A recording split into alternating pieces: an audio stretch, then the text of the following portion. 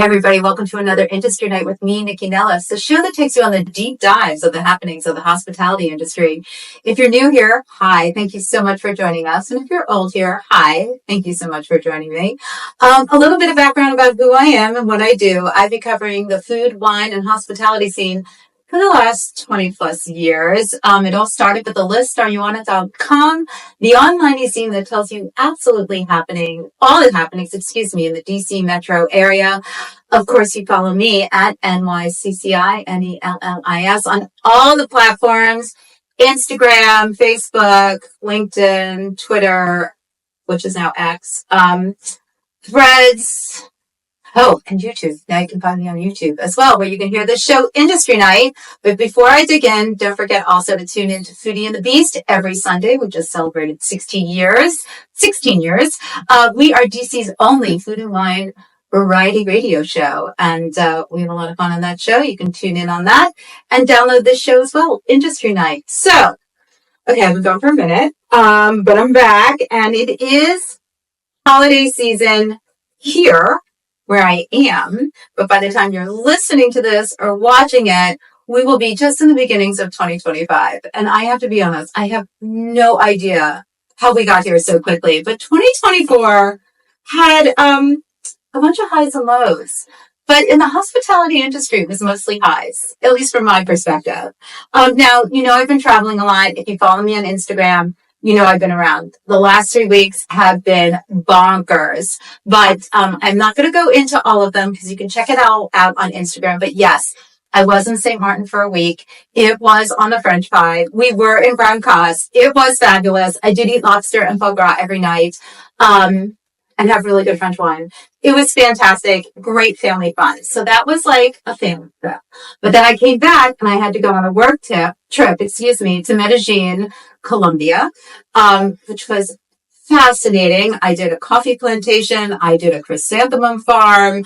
I ate in multiple Michelin-starred restaurants and learned so much about the culture.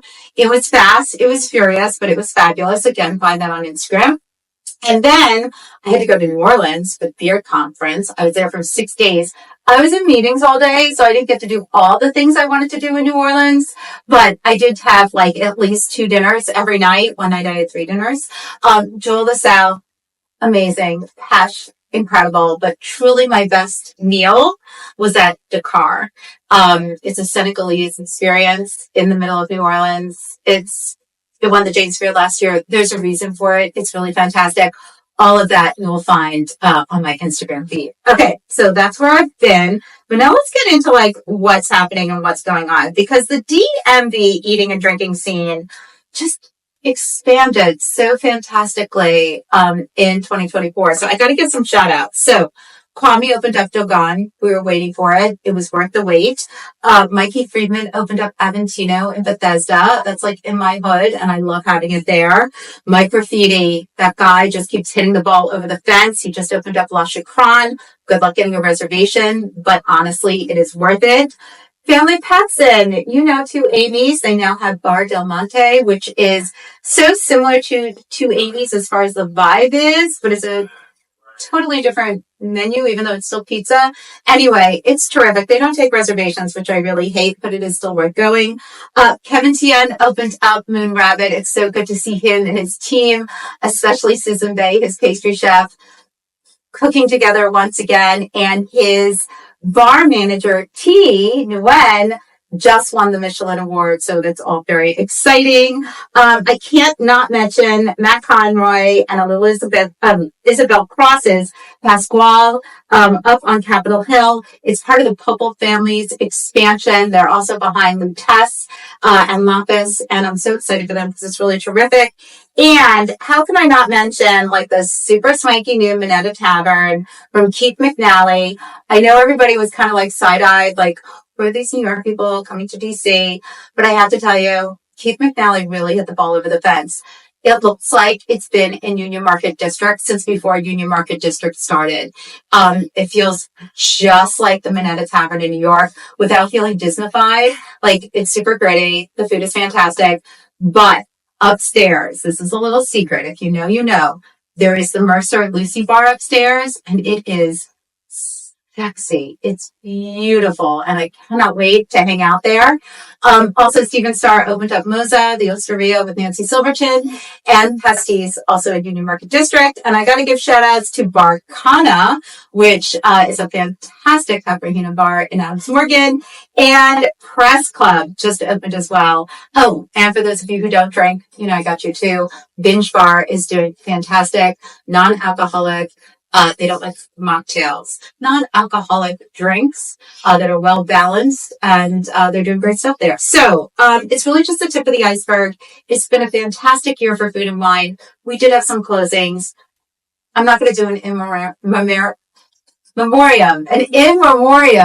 here, but you can find that out on your own. So don't at me about it. Now, last time I did my show was at my home studio, and that was with the amazing Ellen Yin out of Philadelphia. She is such a force, and I feel so fortunate that she joined me and sort of talked about her evolution, because there's so few women restaurateurs nationally. So she's just amazing. But before that, I was out here in Fauquier County in Marshall talking with that badass butcher, Amanda Lukowiak, of the whole Axe. I've gotten so many notes from many of you about how much you enjoyed that show. I did too, so I really appreciate it. And I'm back here today because this little road here, it's like quite a little town. There's so much going on here. We have the whole Ox 1, the whole Ox 2, the Red Truck Bakery across the street, and where I am today. So I'm at Field and Main Restaurant, and I want to thank Laura Torpy, for the tourism coordinator for Fauquier County Tourism, for bringing me out here. We can applaud. Yay, Laura! We love Laura. To really talk to the different people out here who are doing amazing things. This is show 2 of 4 of them. So over the next few months, I'm coming out here to do more, because Fauquier is fabulous. And I created that quote, and I'm going to stick with it. Now, for those of you who remember, I was out here over the summer at Barrel Oak Winery, where I did a whole Virginia roundtable with Jeremy Ligon of Barrel Oak Winery, Jason Murray of Arterra, and Karim Baki of Hillsborough. We got really deep on the wine. And when Laura and I were talking about what's going on in this region, I mean, there's over 30 wineries here, and everybody has a really different perspective, because the last 50 years has really allowed an explosion of wine in this region. And what really began as just a scattered amount of wine in Virginia is now I think it's over 300 wineries in Virginia alone. And I think for a long time, I know, and probably you do too, that Virginia wine was not taken seriously initially, but that has changed. And I'm so excited today because I'm talking with people who are all making that change happen and continue to grow. So joining me today is Kiernan Slater-Patuski. She is with Slater Run Vineyard. I also have Neil Wavra here at Field and Main, this gorgeous property, which I can't wait to talk to him about. And Leah Papadopoulos Constable. Oh my God, I said it right. She is with Milan Lave Vineyards, and they all have incredible stories, and we're going to do a whole thing. And I want you all to remember, we're going to talk about this at the end, but Fauquier County has their wine showcase. It's February 8th, and I'm just going to get into that a little bit. But first up is Neil. We're going to talk about his wine evolution here at Field and Main. So, during the pandemic, I first interviewed Neil because he was a Grammy nominee for Best Wine Program, yes, which he won. Yes. And this is when we were doing everything on Zoom, but he explained to us how they were handling the pandemic, and they built these chalets. Little cabana, private dining spaces. And my husband and I, the next day, came out here and had a fantastic meal, and now we are huge fans. We meet friends out here all the time. But you did win the award, and you have a really interesting history because you have an amazing resume. It's name droppy all over the place. But how did you, when did you get into wine, and with this restaurant, how did it become the focal point? Well, thank you. Delighted to be with you today. Welcome to Fabulous Fauquier. I like your phrase. And to Marshall, Virginia, and to Field, Maine. The way back story would be wine was not a part of family growing up, but for some reason, when I was in college in Walla Walla, Washington, my parents came to visit for the parent weekend, and instead of doing the three-legged race across the quad, my mom said, let's go wine tasting. There were 10 wineries at that point in Walla Walla, and we visited a couple of them, and that sparked an interest I had in farm-based products, things that came from a place where you could go to that place, source something from there, know the story, meet the people, and experience something that was special. From that point, I went to graduate school, and that graduate school was in Monterey, California, which was close enough to a series of different wine countries. Yes, it is. And I bounced around California, and then ultimately went to culinary school, and in culinary school took a number of wine courses, and became the wine tutor for the school and the students, and won a series of scholarships, which helped me travel around the world to taste in country, and from that point then entered hospitality and continued to work with wine, because for me wine is one of the really great tools of my toolkit, my hospitality toolkit, to connect with people and to tailor an experience for them, to share those stories and to link them to a place and to people who make something, and that something can be experienced. There's nothing more intimate than ingesting something that comes from a place that you can know, and wine does that. I think it's really interesting how you put that, because I believe that people don't think about that when they're ordering wine. I think they're just thinking about what's in the glass. And yes, we can talk about terroir and all that, and I plan on going down that rabbit hole with you, but they forget that it's a farmed item, that it is imperfect.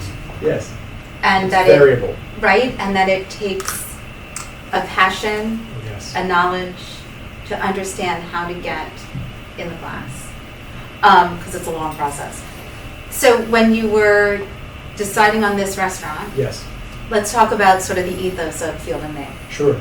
Field and Main, the name itself comes from the idea that here in Marshall, every road on Main Street went to a field. And the fields would come to the Main Street here to resupply, to gather, to commune, to connect.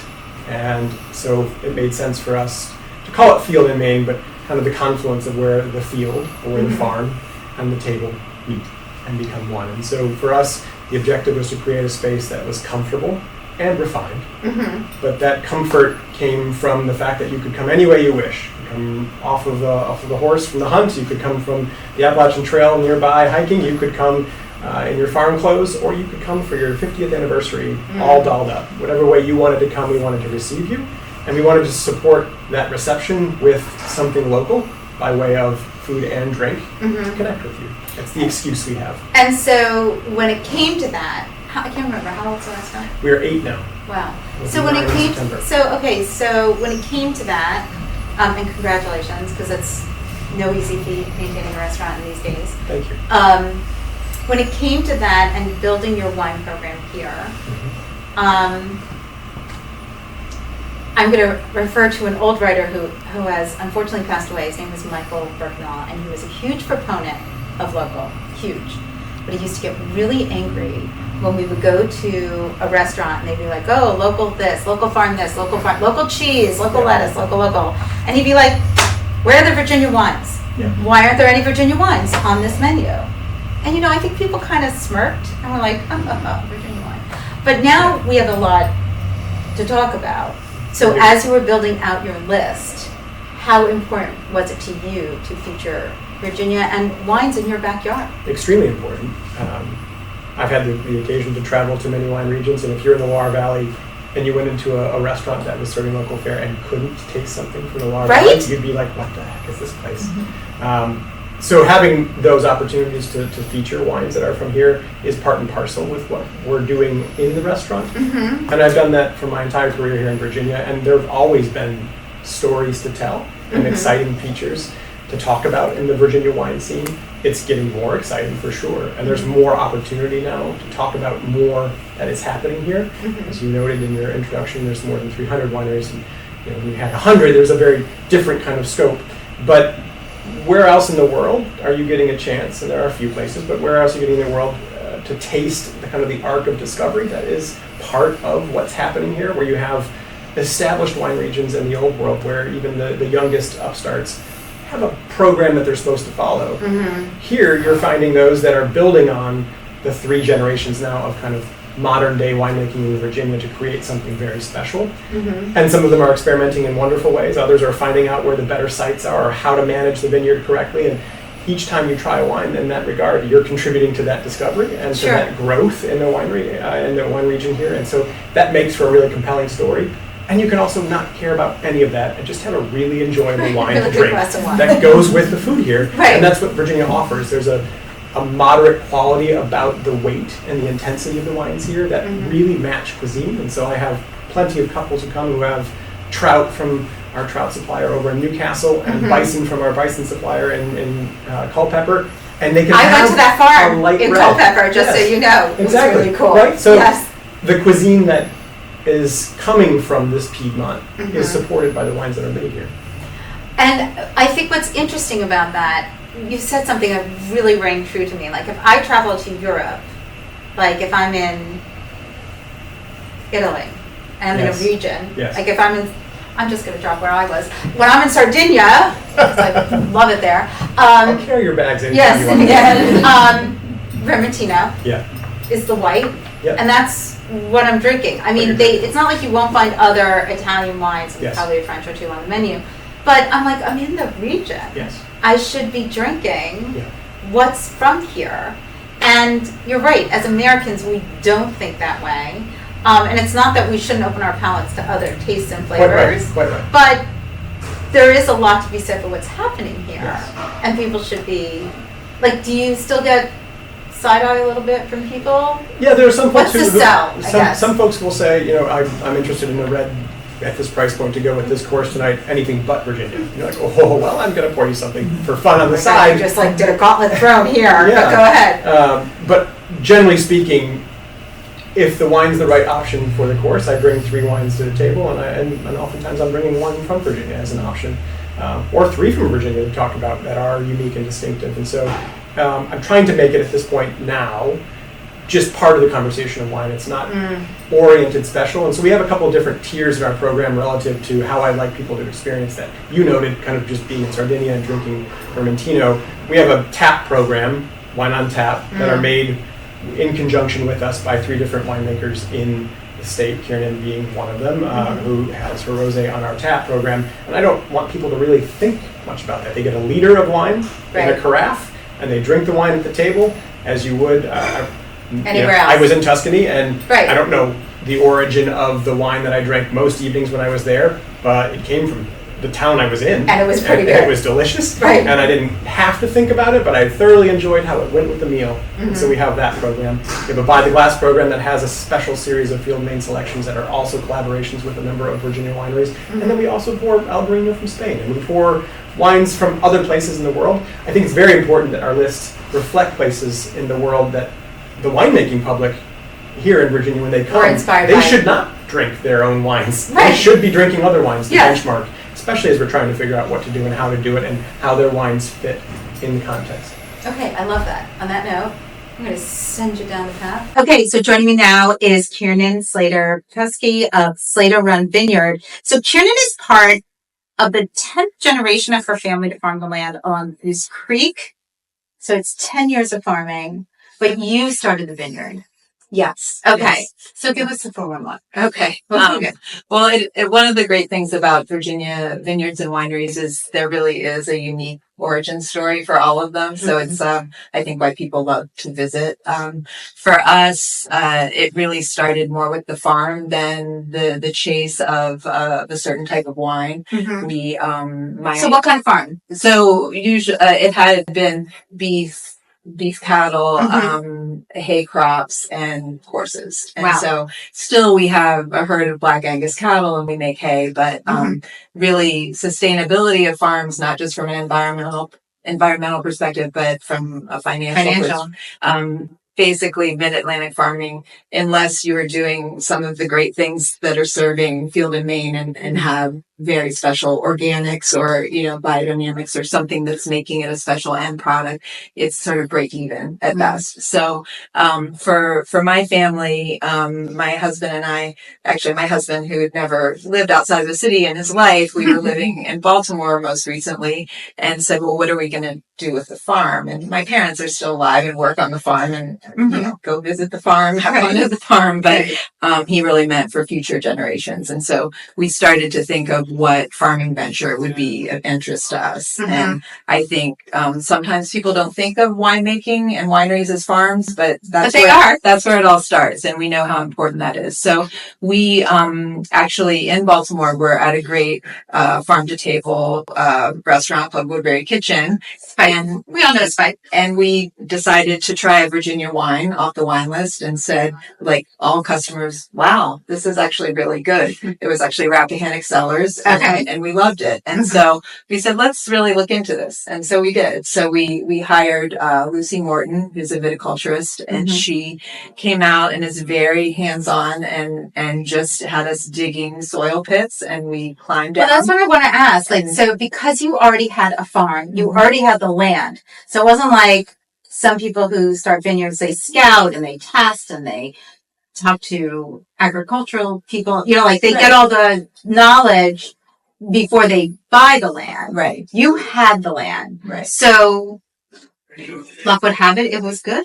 Right. So that was the question. We did not want to make a vineyard property on a property that couldn't grow well. Sustain it, right. So Lucy's very much a straight shooter, and she said, okay, I'll come out and we'll dig pits and we'll look and we'll see what we find. And so we have really well drained soils. It's sandy loam, which is kind of a nice soil that's filled with shale and kind of creates nice drainage patterns. And we have we would love a little more elevation. We're really only at about 500 feet, which is a learning curve. We've learned since then that we would love a little more elevation in terms of frost protection. But basically great airflow, and really nice soils. And so Lucy said, sure, you can do it, but plant it right next to your house because you've got to see this thing every day because it's going to take your work every day. And if you plant it, somewhere else on the farm, you won't pay attention. And she was right. Wow. What interesting advice. Yeah. So we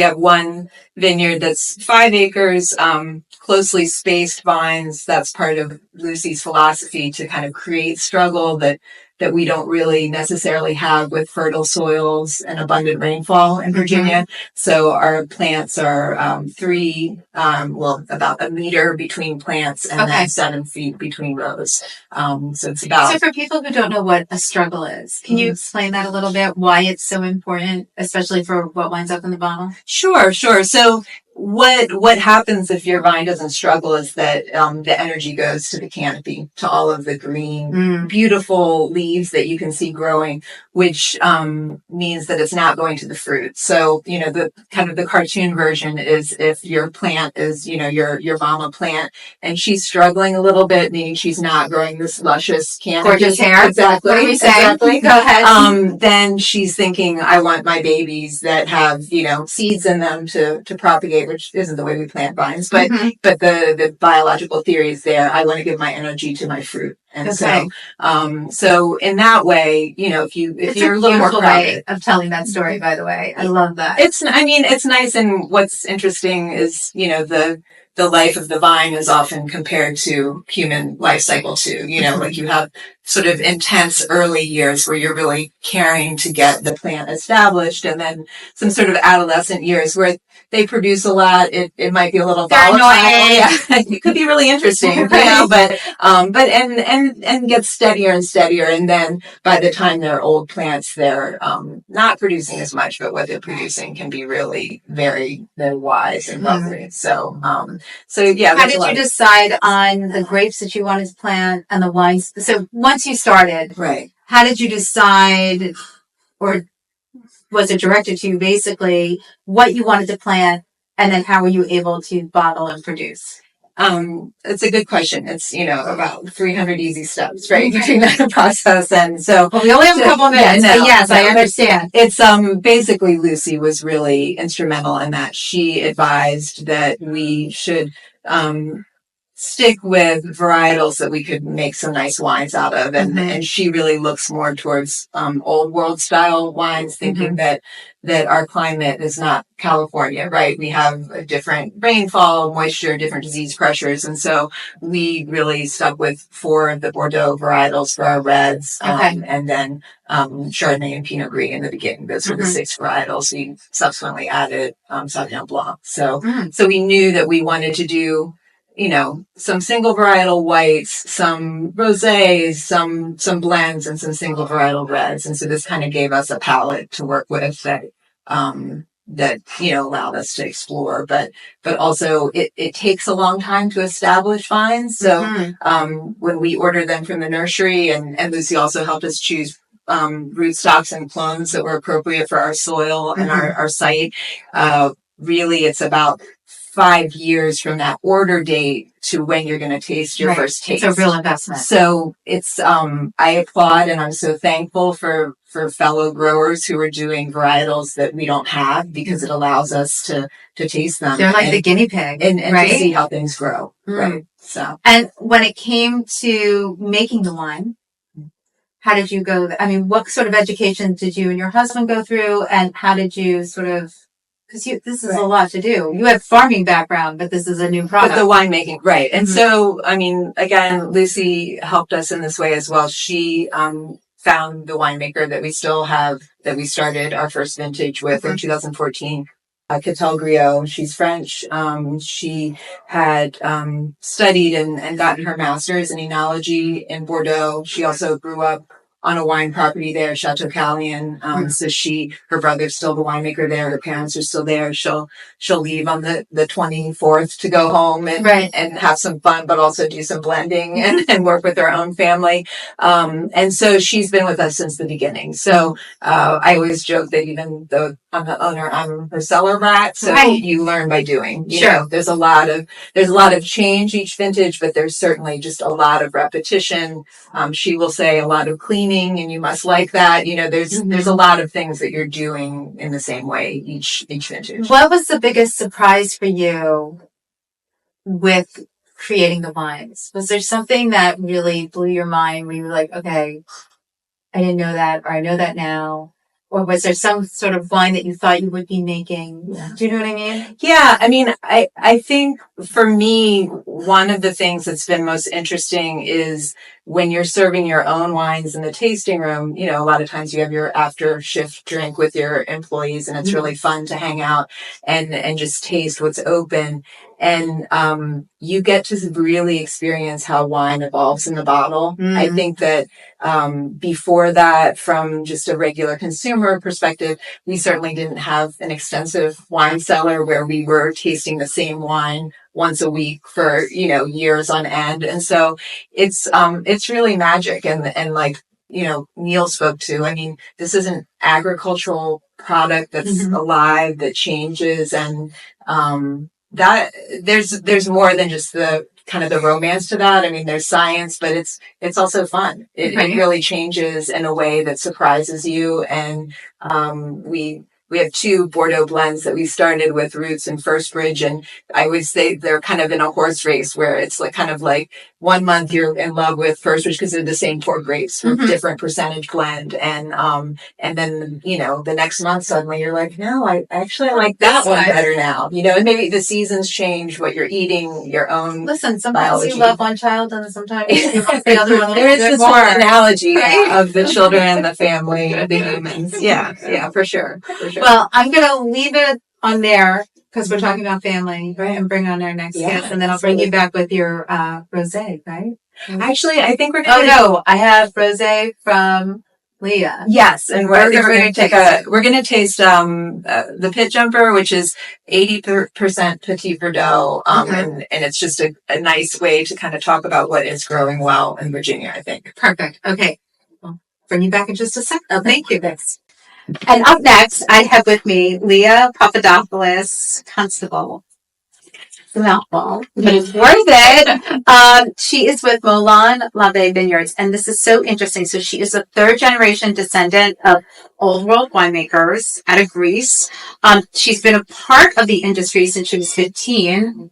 which is amazing. But what her family is doing at this vineyard is just a little bit different than what we were talking about with Kiernan. So I'd love to know a little bit about your background and about the winery. Sure.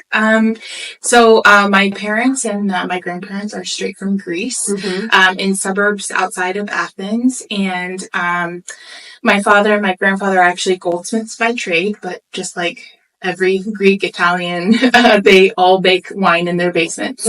And so just winemaking has been always happening in our family for a very long time. And when my parents and grandparents moved to the States, they were continuing to make wine for friends and family, and lots of them were saying, you know, we want to buy some from you. This is so good. The product is And they so were living great. here. Yeah, they're living here. And they said, no, you know, we're goldsmiths. That's our, you know, our main focus, our main job. But when my grandfather, who is now, he's going to be 89 years old in March, who's still making the wine at Mediterranean Cellars, when he retired, he decided to open Mediterranean Cellars back in 2002. And my dad was a huge component in getting that that winery ready and up and running. And it's still up and running today. We were number 81 in Virginia when it opened. And that was, almost 22 years ago. So you're really a part of like the wave that changed the conversation on Virginia wine. But you came with it in a very different, with a different outlook, coming from Greece. And the kinds of grapes that are in Greece. For sure. How were you able to take the land that they were going to, like, thinking about talking to Kiernan and what they did? How did they go about developing their wines and making them in the style that they were accustomed to in the old country? So I had mentioned they're from suburbs outside of Athens, Greece, but we had land about 40 acres in ancient Corinth, which is in the Peloponnese, and there were acres and acres of orchards, lemons, and oranges, and vineyards as well. So that type of soil was very similar to actually what we have here in Virginia as well, which is that kind of rocky clay soil. And so the reason my parents and grandparents chose Virginia, because they were back and forth between that and South Carolina, where we had other family. They said the climate was around the same, a little bit more humidity here. But also the soil. And that was one of the biggest reasons they still wanted to make wine and to produce the grapes and have the vineyard. So, as far as flavor profile and grape varietals, they still grow Cabernet Sauvignon and Cabernet Franc in Greece, but there are certain grape varietals that they grow there that we can't grow here, obviously. So we still, though, try to focus a lot on the Greek style of winemaking, Mediterranean style winemaking, which is still the focus on the fruit. There's not so much influence as far as barrel comes through. So we try to use a lot of neutral barrels and make a lot of, I wouldn't say, very fruit forward reds, but you're still tasting the fruit characteristic of those grapes. As far as reds go, and then as far as whites, a lot of aromatics come through, and that's a signature in Greek style. So talk about a little bit about the process. So as after the fruit is picked, where is it going? Of course, are you guys more stainless steel? We're a combination of the two. And so, of course, all the grapes are harvested at a different time. It's not one and done. And I wish it was like that would make the season a lot easier. But no, so we start off with our whites and then our reds that we're picking for rosé, like the one that we brought here. And those are all harvested and crushed and pressed immediately.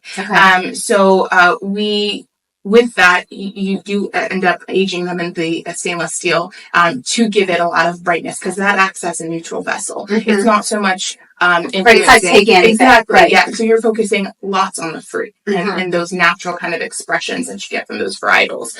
As far as the reds go, we'll harvest those all the way for, of course, depending on the season in Virginia. You don't know, but typically mid-September, we'll go all the way to mid-October. And so with those, we obviously harvest them and we crush them.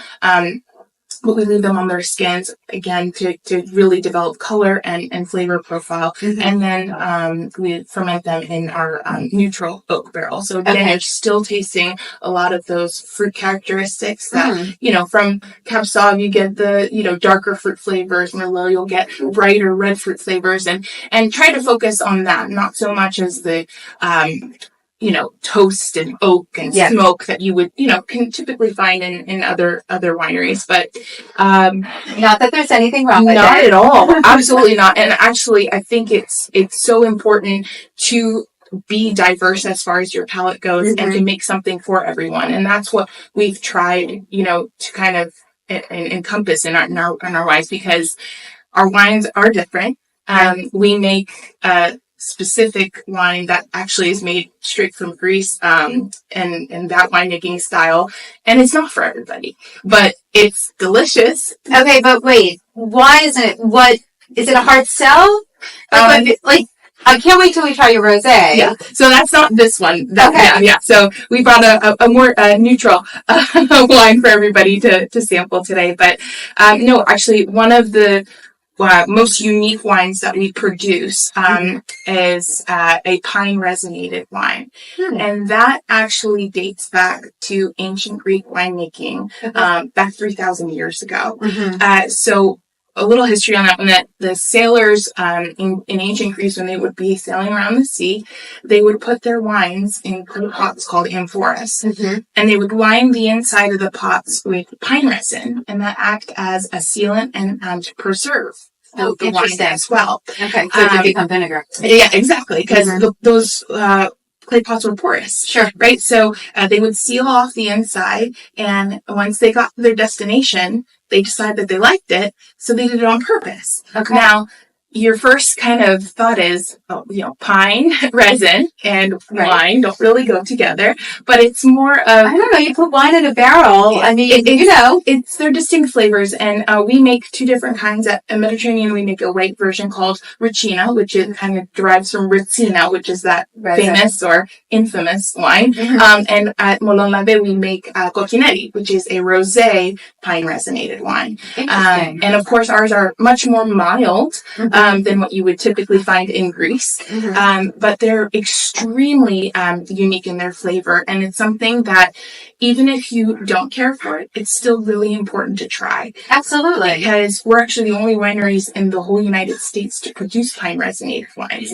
So you can go to, you know, a Greek restaurant and ask for Ricina, but they're going to give you one straight from Greece, and it's very, very strong. Okay. I would like to say that ours is, a little bit more refined. A little more approachable. Exactly. And it's using Virginia grown grapes, but with pine resin straight from Greece. So you get just a kind of a blend. I have to ask, are you still using the amphoras? So we don't use amphoras. Okay. No. We use them in stainless steel tanks. It's okay. How fascinating. It's fun. But so since that's the harder one, which is very interesting, what would you say of the other ones you're offering? People are more attracted to? So, we offer, like I mentioned before, a variety of wines. And so, I would say that one of our most popular wines that we have is our Cabernet Sauvignon. It's 100% of the varietal, and that's a little bit unique to Virginia as well. You see a lot of the reds in blends, but not always strictly 100% of the varietal, and that one is, as far as our reds go, probably our most popular. Okay. And our Three Muses, this is actually one of the newest vintages we came out, but our previous vintage, which is our 2022, is very popular, but that actually won a gold medal at the Virginia Governor's Cup. Oh, congratulations. Thank you so much. Wait, were you a judge? He was a judge. He was a judge. Excellent. Okay. Good choice. All right. I'm going to have you sit here. I'm going to bring everybody back to the table. Let's open this up a little bit. Okay, so I thought it would be really good at this point to bring everybody together and sort of have a little panel. And of course, taste some wine. So a little cheers to everybody. So Leah, just tell us, what are we drinking? Sure. This is our Three Muses, which is actually inspired by us three daughters. So my parents have three daughters. All of us are active in the industry, and we wanted to make this wine. It's a lovely Cabernet Franc rosé. So 100% Cabernet Franc, which is a great grape that grows in Virginia. Aged strictly just in stainless steel for about 8 months. And it's bright, it's fruity. You get nice flavors of raspberry. Actually, I get a lot of roses. Roses. Yes. Yeah. I mean, which is, I know it's rosé, Yeah. but it really Right. has that. Yeah. It's nice. Again, aromatic. That's what our focus is. So you definitely, get those aspects in it, but it's lovely. It's bright, fresh, and very easy to drink. Well, so let's talk a little bit, since everybody's been in the industry for quite some time now, about the changes in the wines that are being offered. Because I don't know, I feel like 30 years ago, nobody was doing rosé. But now everybody drinks rosé, myself included. I think I have something to do with that. But I'd love to talk about sort of the change in Virginia wine over the last 20 plus years and how each of you have experienced it. Tien, I'm going to start with you. Sure. I mean, I think the objective of Virginia wine 20 years ago was in large part to emulate somewhere else. And so do you make it in a French style? Do you make your wines in a Californian style? It was an orientation somewhere else to find a pathway to discovering what it was that you were meant to make. And so there was a context, but the context wasn't purely Virginian. It was oftentimes something different, which is a very helpful way, I think, to begin trying to figure out what you're trying to make. Someone else is doing it. Here's a model. Can I follow that model? But it also invites comparison. And criticisms. And criticism as a result, and falling short of the model, which is kind of natural as you're trying to build an understanding of what you're doing here. And as Leah pointed out, and Kieran too, that there's differences here relative to somewhere else, and there are similarities, and the similarities are wonderful in the way to glean and understand, but it takes time, as Kieran noted, 5 years before you get your first taste after you plant something, and then you have, in a lifetime, 40 chances to try to figure it out, 50 chances. What is that period of chances to try to figure out what is your reference point that is of that place? And so what you've seen happen over time is people begin to understand what grows here. How does it grow here? What's best?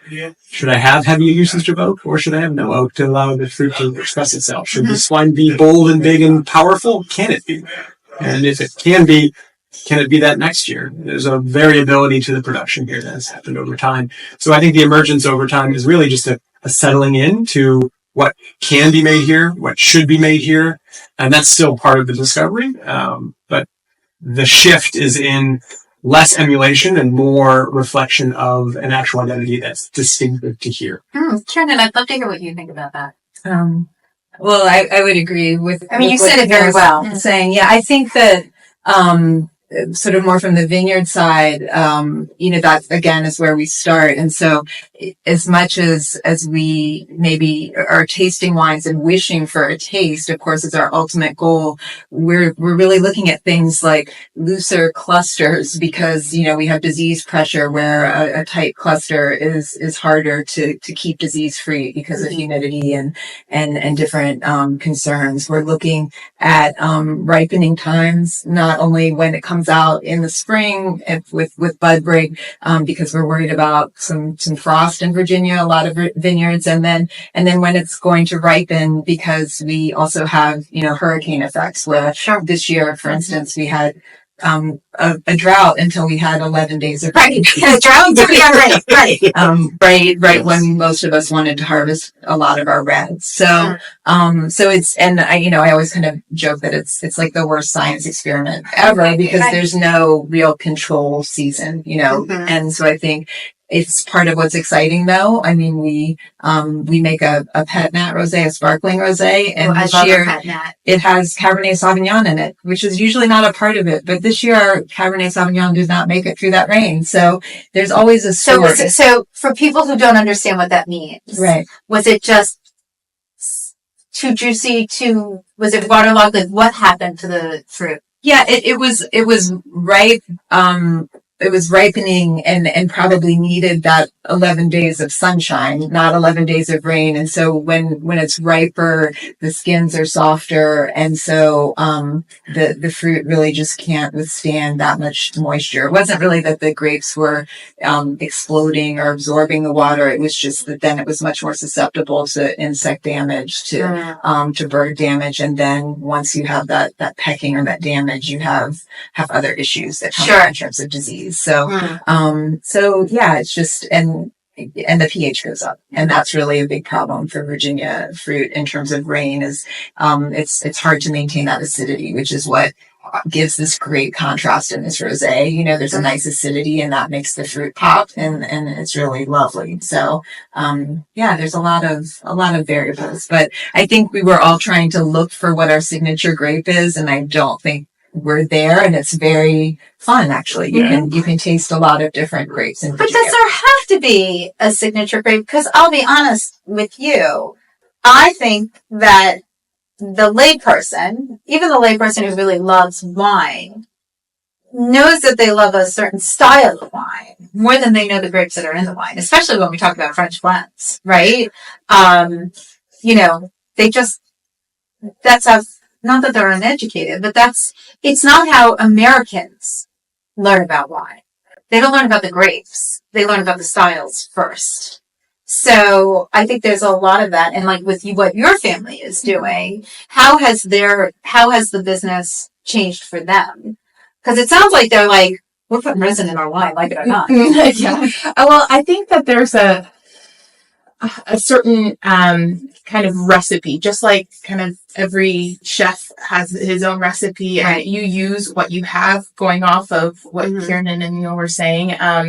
You know, at a certain point, everything starts in the vineyard. So no matter what, whether you're adding pine resin in or not, everything begins in the vineyard. And if you have a successful vineyard that year, you're able to, you know, focus on the single varietals and say, this is a great Cabernet Sauvignon, this is a great Cabernet Franc. At other times when you have more kind of the struggling years, you become a little bit more experimental.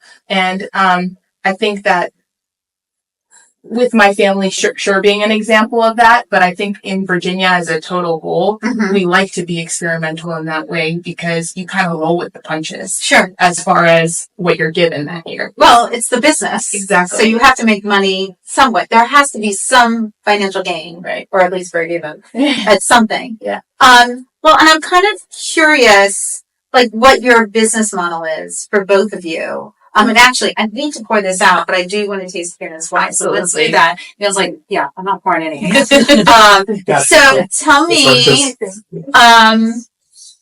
what your models are, because some do events, some just have tasting rooms, some have membership onlys. How did you, Kieran, because you sort of decided you wanted a business. So how did you decide you were going to make a business out of it?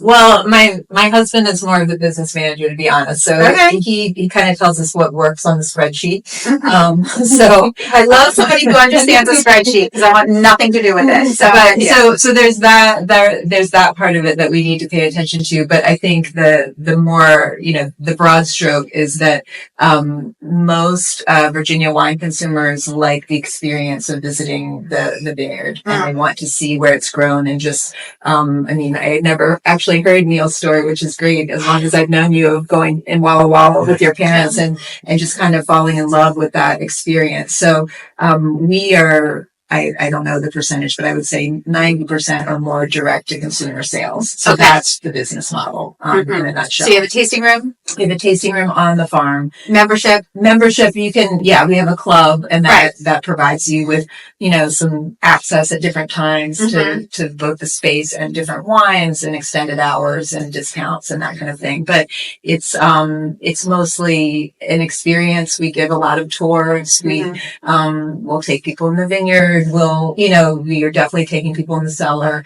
We offer other things so that people can experience other wines as well. We have a Somm series on Sundays where we choose wines from around the world. We pick a region that we run that region for about 5 or 6 weeks where we taste wines as a group. And so we know people are interested, like you said, in just kind of the broad education. And then we try to kind of fold that back into what we're doing. And it's fun because we have really educated customers and they've often been to places that we haven't been. So in Somm Sunday, they express, their experience in that exact place, or they come at it from engineering or from art or from commerce or from law, and they have all sorts of different questions about what's happening in the cellar, which just makes it really interactive and fun. So. Well, and I think, it widens your point of view, right? When you sit in your business and you're drinking the fruits of that labor, and people get to understand it and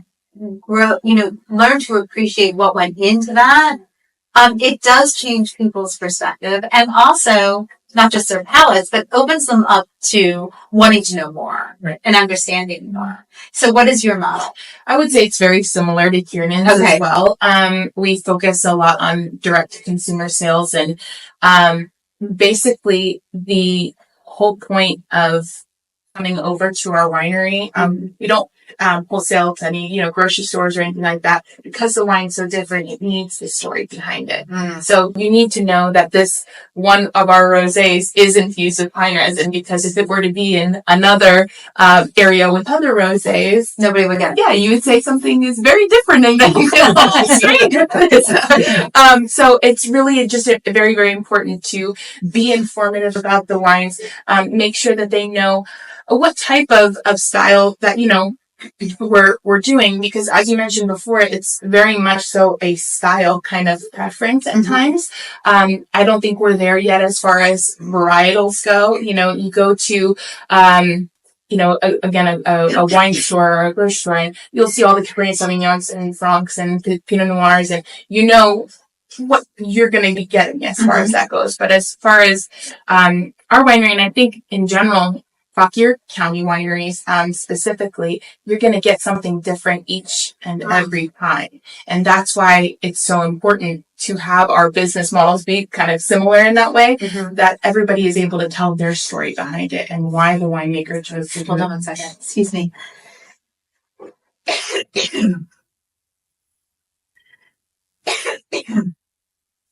Put down the wrong head.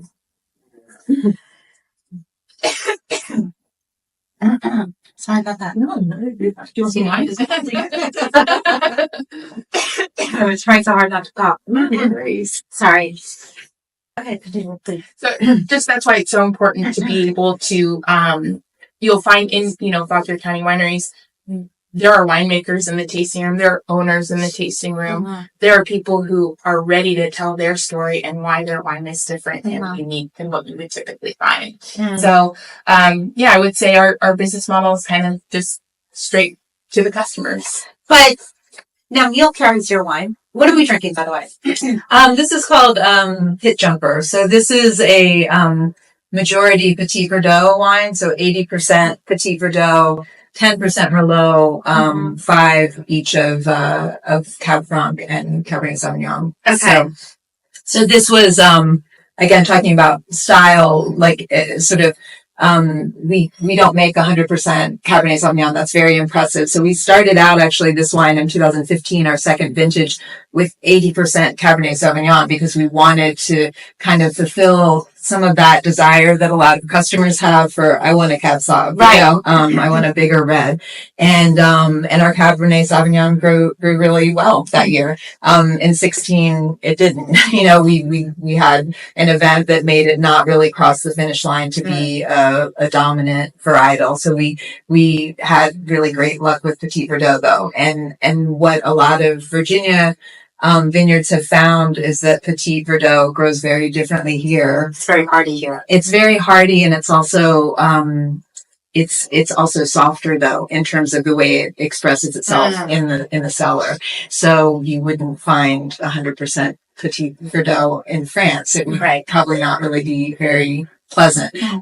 Whereas here, it fulfills some of what we're missing sometimes from the Cabernet Sauvignon. Well, so Neil, with Petit Verdot and some of the other lesser known varietals, is it harder? I know you talked about in the beginning, like how you put the wines, present the wines, but is it harder to say to people, no, this is what this grape is? Like, how open are people to hearing those stories? More and more now, which is exciting. And we have a great number of guests, thanks to their business models and their considerable efforts to educate people when they come to visit, who now come in asking, I'd like a Petit Verdot this evening. I would love a Cabernet Franc this evening. Oh my God, that must like make everybody's ears feel like, yeah, it's just tremendous. And I think there's an experience that I've had by way of leading the Loudoun County Wine Competition or being a Governor's Cup judge, where tasting a whole host of category wines.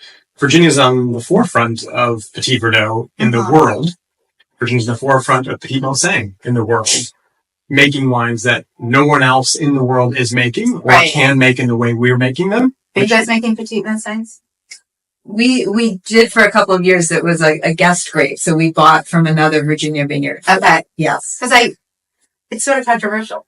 Yeah. It's a little bit polarizing, much like Viognier was and still is. I mean, there's probably better quality Viognier en masse in Virginia than there is anywhere else in the planet, which is neat. There's better quality people saying these are niche elements relative to the world and the volume of, say, Chardonnay. Okay, so can we talk about Viognier for just a sec? I don't want to go down too much of a rabbit hole, but there was a moment 15 years ago, 18 years ago, where there was a huge push on Viognier. Like, I was a judge several years in a row on Viognier, and I would taste, 20 or 30 different Viogniers. Yes. But who was pushing it? There was a push. Was it the vineyards or was it Virginia? For Virginia. Virginia was trying to select the white and the red that were the state grape. And I think per the idea of emulation, like it was looking at an Oregon model where, all right, Oregon is about Pinot Noir. It merged on the scene with Pinot Noir. Everyone understood that. It did very well for Oregon. Great. But they were talking about Oregon and like the Willamette Valley, and while there are many different sub-zones within the Willamette Valley, they're talking about one place-ish with one varietal. And Virginia is not one place. There are multiple places here, and Viognier just kind of fizzled out relative to the idea that it's hard to say. It's not a varietal that people love ubiquitously. They either love it or don't. And it's difficult from the grower standpoint to be consistent. And so I think it's still, like I said, if you try great Viogniers from Virginia and you try Congrue or you try a Rhone for a variation of it or a California variation, 9 times out of 10 people are going to prefer the Virginia variation. It's beautiful. Okay, so Neil, I thought it'd be fun for the end of the show is if we did a blind wine tasting with everyone here. So Neil picked from his selection here. Actually, if you come to Field and Main, at the front, it's blind, right? Yes. In the paper bags. He has a whole section of blind wines that you can get and then, play along at home kind of thing. You were doing that during the pandemic too, right? We started that. One of the things I missed most in the pandemic was the connection that exists between people and wine and my ability to do that. And so we started on Thursday nights doing a mystery wine blind tasting where you buy a bottle in a brown paper bag, take it home and join us on YouTube or on Facebook. And at 7:00 on Thursday night, we roll through that. I don't know what's in the bag. You don't know what's in the bag. And we discover what's there. And you leave your biases, your predilections for certain types of wine at the side and find your way into a greater appreciation for wine, which I think then increases your enjoyment of the wine. I love that. Okay, so I love for everybody to tell me what they think. Do a little drops of God here. Oh gosh. Did you not like Drops of God? It's just very anxiety. Oh my God. But I did love it. It was great though. It was incredible. So this is, to me, just looking at it and smelling it, is heavy. It's a heavy, heavy wine. It's got richness, right? A deeper color. But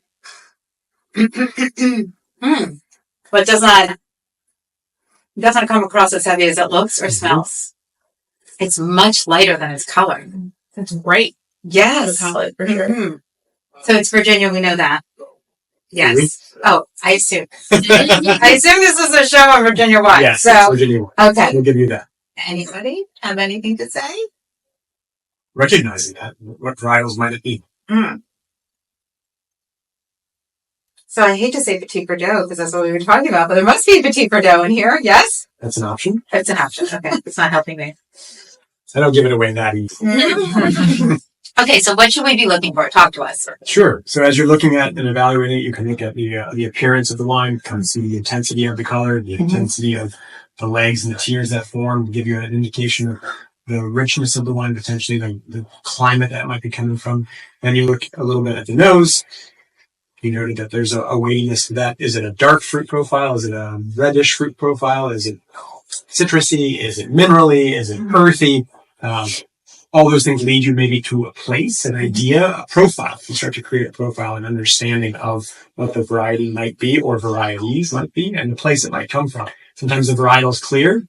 You smell roses in her rosé, but if you can smell that on a red, you're talking about Nebbiolo, at least thinking about it. And so it gives you an indication. You start to build a profile and to lead you down a path toward what it might be. And so after the nose, I think you're always looking for a few things, right? Fruit, earth, and wood.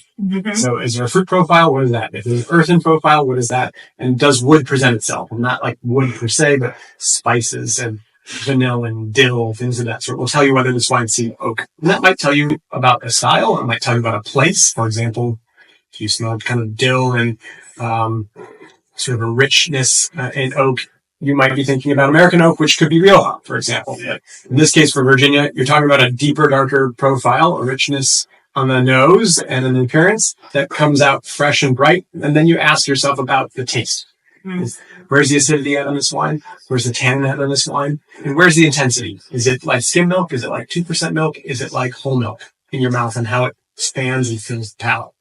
And from that standpoint, you then have a profile. And so if you said, this is like whole milk with a bunch of tannin and moderate acidity, then you said, but I think it's Pinot Noir.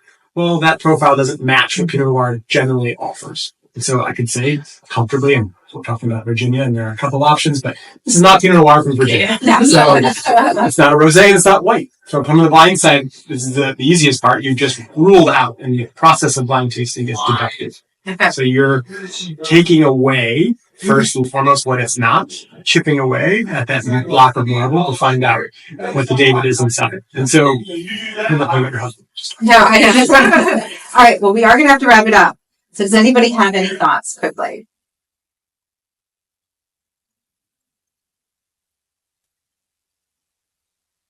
I'm going to go with Franc. I get that bright. I get a little bit of bright red fruit, a little bit of oak in the finish, a little bit of earth, not as much earthiness as typical Francs, but I'm going to say Franc. Okay, Karen. I mean, I think I agree with those observations, but I'll just go a different direction because the color is pretty deep for Franc, and I'll just say Tannat, just to go. It's maybe like a kind of a guest star in Virginia. Okay, let's hear it, Neil. What are we drinking? Your thought? Oh, I have no idea. Okay. Well, this is a 2017 Tannat. Oh, you're hearing it for the win. The win from our friends down the road, Chateau O'Brien. Amazing. Thank you. That was great. Thank you all for playing my game that I refused to participate in. That was fantastic. You can take it all home, right? Okay, Yes. terrific. All right. Well, I want to thank you all so much. We've gone a little over, but it's my show. I get to do what I want. So tell everybody, please, where they can find each of you and how they can get in touch and how they can, get to your vineyard and do all the things. Sure. You can find us at Michelin-starred Vineyards, which is in Opal, Virginia. And we have a active Facebook and Instagram page. So Michelin-starred Vineyards and that will be in the show notes. Yeah. You'll find that in the show notes. And we're open 7 days a week, except on major holidays. So we'd love to have everybody come on out and experience a little taste of Greece. Great. Okay. Kieran? We're Slater Run Vineyards, and we're in Upperville, Virginia, which not many people have heard of, but is between, our actual vineyard is between the village of Upperville and Middleburg. So we're right off of Route 50. So it's actually quite easy to access. We're open 5 days a week. So we're closed on Tuesdays and Wednesdays. And, we're mostly Facebook is a place to look if you're looking for like changing hours or special events. Okay. And Neil, how do we find Field and Main? Field and Main is on Main Street in Marshall, Virginia. Exit 27 off of 66. We're open Wednesday through Sunday for dinner, 5 to 8:30. Seatings inside and also. Thank you guys. Thank you all so much. So I want to thank all of you for joining me today. And I want to remind you about the Fauquier County Wine Showcase that is happening on February 8th. It is all going to be on the listareyouwantit.com. You'll find all the details there. But it's a real opportunity to see what's happening here in Fauquier County, especially the wines, but also some of the culinary items and what people are doing. And it's so great. And since I've been out here a lot recently, you know that I love it. And I feel so fortunate that I get to share the stories that are happening here. So follow me at NYCCINELLIS because you'll see all the cool fun things I'm doing. Of course, go to the listareyouwantit.com, the online e-zine that tells you everything that's going on in the metro area. Check out Foodie and the Beast every Sunday at 11. We've been on air for 16 years, and there is so much good to do. So please be safe out there and have a delicious week.